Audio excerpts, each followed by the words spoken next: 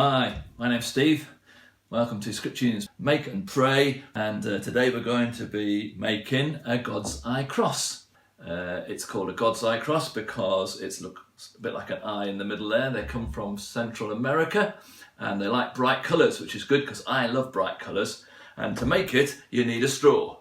What am I done with that? Oh, here we are. Straw. Yes, there's a straw, or you could use a straw like that. I prefer to use paper straws now. You could use a barbecue skewer like that, but if you do, get somebody to cut the sharp end off with a pair of pliers. I'm going to use a straw anyway, and I also need wool. I've got some nice bright colours of wool here, different ones. You don't need too many, and so this is what you do. You roughly guess about halfway along your straw. Don't cut your fingers with the scissors, please. And then you put them together like that. And this time I'm going to start the centre one with the blue. So you tie the wool around those two. And again, so you've got a nice tight knot, I hope. And then, like that.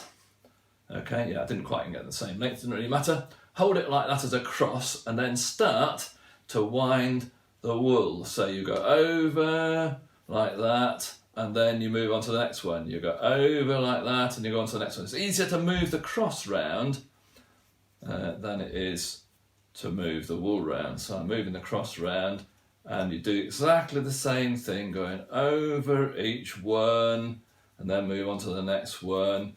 Can you see how we keep on going like that?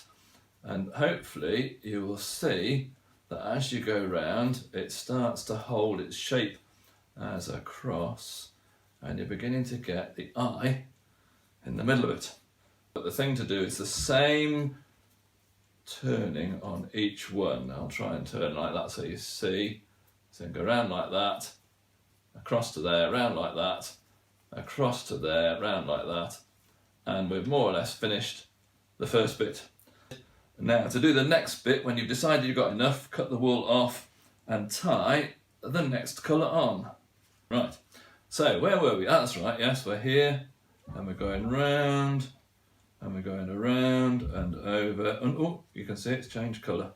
And here we go, around, just keep it neatly in there, and tuck the loose ends in as you go round, and hopefully you can see that as I'm going round, it's going to build up the second colour.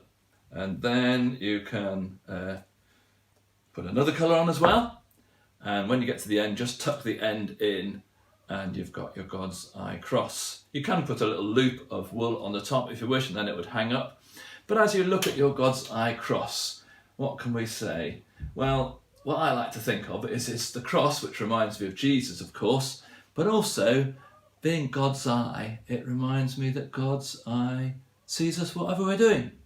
Sees us wherever we are, however we feel. God sees us, loves us. He knows about all the things that worry us. He knows about the things we do good and the things that we don't do so good, or things we do we shouldn't do.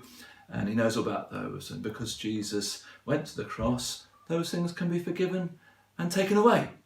And so I'm going to encourage you today to pray, thanking God that he sees us whatever we're doing, and asking him to look after us and to watch over us with his all-seeing eye. Thanks so much for watching this Make and Pray from Scripture Union. See you again.